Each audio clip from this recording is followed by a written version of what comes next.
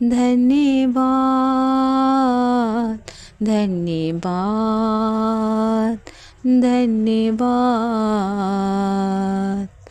मैं जो पाप में डूबा हुआ था और जो तुझसे दूर हुआ था, मैं जो पापों में डूबा हुआ था और जो तुझसे दूर हुआ था, तूने मुझे बचाया,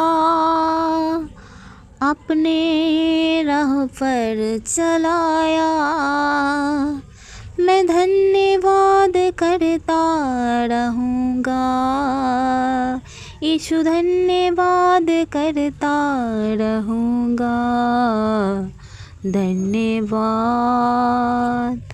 धन्यवाद